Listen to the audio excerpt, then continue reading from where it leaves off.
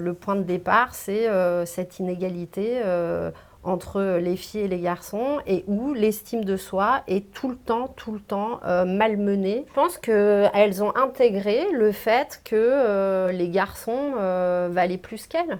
On a rencontré Clémentine Dupont-Avis, illustratrice et autrice, et Rada Hatem, gynécologue accoucheuse, et on leur a demandé de nous définir des termes tirés de leur livre Journal intime de mon cœur.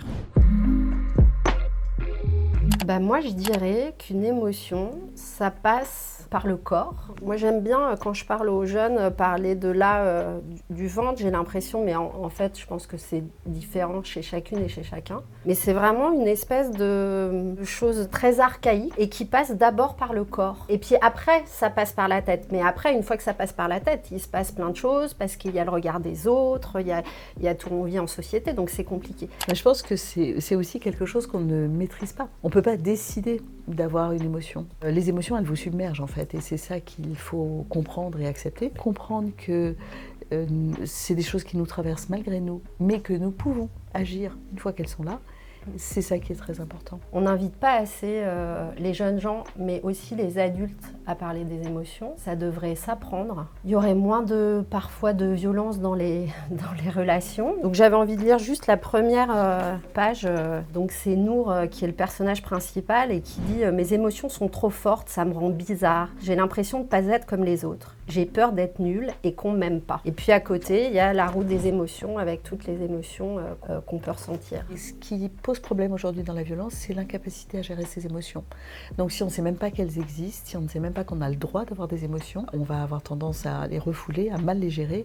Et une partie de la violence vient de ça. Désirer, c'est presque une émotion en fait. Dans le désir de l'autre, c'est là encore quelque chose qui vous arrive sans crier gare. Et quand on est adolescent, on a du mal à le reconnaître et on a beaucoup de mal à l'accepter parce que ça génère aussi des choses physiques comme de rougir, de trembler, de bégayer. Donc désirer, c'est formidable. Ça veut dire qu'on est vivant, ça veut dire qu'on a envie, ça veut dire qu'on est positif. Si on ne désire plus rien, c'est extrêmement angoissant. Ne pas avoir de désir sexuel, ou ne pas avoir de libido, c'est pas forcément inquiétant. C'est inquiétant si la personne qui n'éprouve pas est malheureuse. Il y a quelque chose de l'ordre de l'élan. Le désir, ça peut être évidemment le désir pour quelqu'un d'autre, mais ça peut être aussi le désir de faire quelque chose. Enfin voilà, le désir, ça concerne plein de choses. Et je voudrais aussi parler du fait que pour le désir pour l'autre, il y a des jeunes personnes qui sont très désirants pour quelqu'un d'autre très tôt, et puis d'autres où ça prend plus de temps et que c'est pas grave. Parce que du coup, il faut pas singer le désir, il ne faut pas imiter le désir. Enfin, il y a une espèce d'obsession du désir et de l'attirance. Et puis il y a aussi le désir amical. Les ados et les pré-ados, les sentent notamment, elles ont des désirs d'amitié qui sont presque des relations amoureuses et qui sont parfois très toxiques parce qu'entre elles, elles ne se régulent pas bien.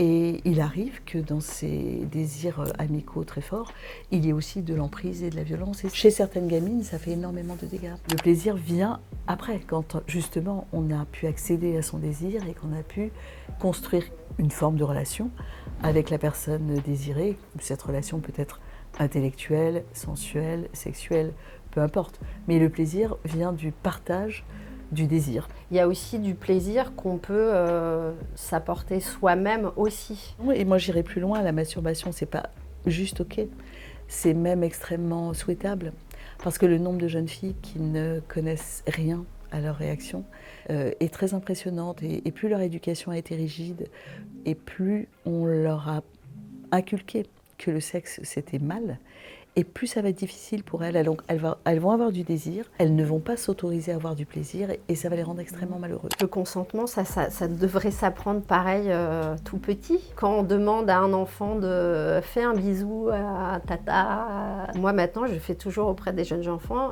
est-ce que tu es d'accord et tu n'es pas obligé de me faire un bisou pour dire bonjour. En fait ça commence là, donc il y a du boulot et c'est donc accompagner les jeunes pour que voilà, qu'ils aient toujours en tête la question de « ok, moi, connaître quels sont ses désirs, quelles sont ses envies, mais du coup, après, il faut communiquer avec l'autre et savoir si l'autre il est ok ou pas. Mais c'est des questions qui sont extrêmement difficiles et plus je travaille sur ce sujet-là et plus je suis en contact de jeunes, mais même pour les adultes c'est hyper compliqué. C'est des zones, on est au plus profond de l'intimité en fait, c'est pas toujours très clair, donc voilà, donc c'est assez compliqué. C'est pour ça qu'il me semble qu'il faut en parler et de redire que si jamais on sent dans son corps, dans sa petite intuition archaïque qu'il y a quelque chose qui le fait pas ou que ça va pas, il faut surtout pas y aller. Les jeunes ne l'abordent pas de la même manière, c'est-à-dire que la fille va se demander si son désir est partagé, alors que le garçon ne va pas forcément se poser cette question, puisqu'il part du principe que de toute façon,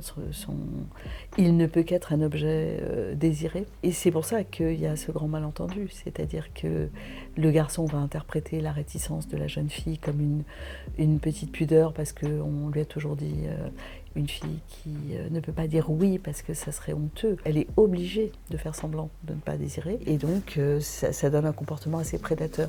Il y a un vrai sujet, surtout autour des femmes et des jeunes filles. On les invite pas franchement à être dans la confiance, et on le voit dans les chiffres, on le voit dans les choix des filières, on le voit très tôt. Le point de départ, c'est cette inégalité entre les filles et les garçons, et où l'estime de soi est tout le temps malmenée. Je pense qu'elles ont intégré le fait que les garçons valaient plus qu'elles. Si elles ont la chance de grandir dans des familles où on leur dit, voilà, où il n'y a pas cette différence-là, bah, ça roule tout seul. Mais encore, parce que la famille, c'est la famille, mais après, on vit en société. La confiance, c'est aussi parfois des histoires de rencontres. Parfois, un professeur va nous soutenir ou va remarquer, je sais pas, une envie très forte ou un talent, et va dire non, là tu vas pas lâcher l'affaire et puis tu vas aller au bout, et ça peut changer la vie de personnes. Donc ça paraît presque naïf, mais ça change